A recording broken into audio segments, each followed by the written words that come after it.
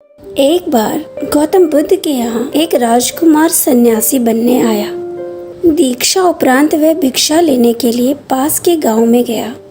जिस घर से वह भिक्षा लेने गया उसने दरवाजा खटखटाया तो एक स्त्री ने दरवाजा खोला। उस स्त्री ने बड़े ही आदर पूर्वक से उस भिक्षु को बैठने को कहा और भोजन बनाकर परोसती हूँ यह कहकर वह रसोई में चली गई। सन्यासी बैठे बैठे सोचने लगा कि मेरा प्रिय भोजन अब कहाँ, अब तो जो रूखा सूखा मिलेगा वही खाना होगा। जैसे ही श्रविका ने उसके आगे खाना परोसा वह अचंभित रह गया कि यह तो वही भोजन है जिसके बारे में वह सोच रहा था, पर संयोग होगा ऐसा सोचकर उसने भोजन कर लिया।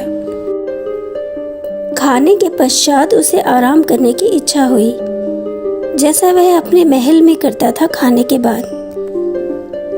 पर वह आराम अब कहाँ, अब तो जाना होगा इस कड़ी धूप में। तभी श्रविका बोल पड़ी, भंते थोड़ा आराम कर लीजिए तो कृपा होगी।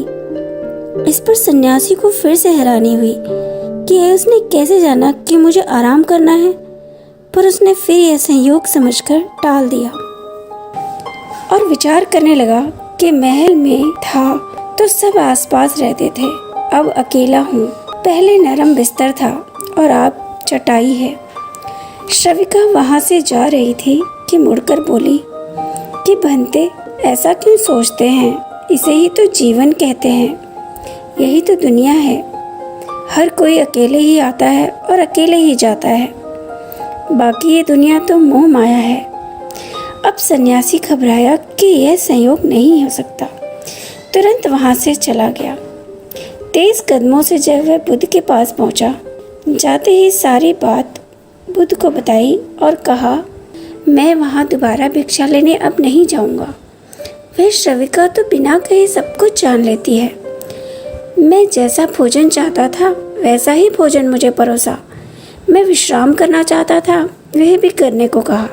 उसके सौंदर्य को देखकर जो विकार मेरे मन में आए वह भी जान गई होगी। वह क्या सोचेगी मेरे बारे में। पर तथागत बोले, मनुष्य का मन दिखाई नहीं देता पर शक्तिशाली होता है। ध्यान के प्रयोग से मन शांत हो जाता है। ध्यान से दूसरों के मन के भाव को अनुभव किया जा सकता है। तथागत बोले, तुम्हें वहाँ जाना होगा जब तक तुम्हारे विचार आना बंद नहीं हो जाते। यही तो साधना है, तुम्हें इसी पर ही तो विजय पानी है। बस सचेत रहना, कोई विचार मन में ना आए। काम, क्रोध, मोह, माया किसी विचार में ना आना। जैसे अंधेरे में किसी ने दिया जला दिया हो, वैसे ही। अगले दिन जब भिक्षुक भिक्षा लेकर वापस आया तो बहुत खुश होते हुए आया और आते ही बुद्ध के चरणों में लेट गया। बोला, धन्य है तथागत आप। आज जब मैं भिक्षा लेने श्रविका के यहाँ गया तो अंदर से सजग था। इतना सन्नाटा महसूस हो रहा था मेरे आसपास कि मैं अपने विचारों को जाते हुए महसूस कर पा रहा था। सिर्फ श्वास महसूस हो रही थी। खाते वक्त भी एक एक निवाले को अंदर जाते हुए महसूस कर पा रहा था। चारों तरफ शांति ही शांति महसूस हो रही थी। आपने तो मेरा जीवन ही परिवर्तित कर दिया। बुद्ध ने कहा, जैसे उजाले को देखकर चोर नहीं आते घर में, वैसे ही जब मन सचेत रहता है, जागा हुआ रहता है, तब बेकार के विचार भी माना बंद हो जाते हैं। धीरे धीरे मन धीरे धीरे शांत और स्थिर होने लगता है। दोस्तों, यदि आपके मन में भी विचार चलते रहते हैं तो यह किसी उलझन में पड़े होने का सबूत है। बहुत सोचना मनुष्य को थका देता है। पल पल जीवन है और यहाँ एक पल में सब कुछ बदल जाता है। जो श्वास आप लेते हैं वह ऑक्सीजन आपको दोबारा नहीं मिलती। जिस नदी के जल में आप पाँव रखते हैं वह पानी आपको दोबारा नहीं मिलता। जिस पल को एक बार आप जी लेते हैं वह दोबारा नहीं मिलता। तो सोचने की जगह ही कहाँ है कि आप सोचते रहें। आप अपने जीवन को थोड़ा समय दें।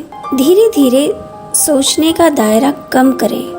जब व्यक्ति का सोचना शून्य हो जाता है तो वह नहीं सोचता, उसके अंदर प्रकृति स्वयं बैठ जाती है और करती है और करवाती है, और जिससे प्रकृति करवाती है वही लोग महान बनते हैं। आशा करती हूँ आपको मेरी ये कहानी पसंद आई होगी।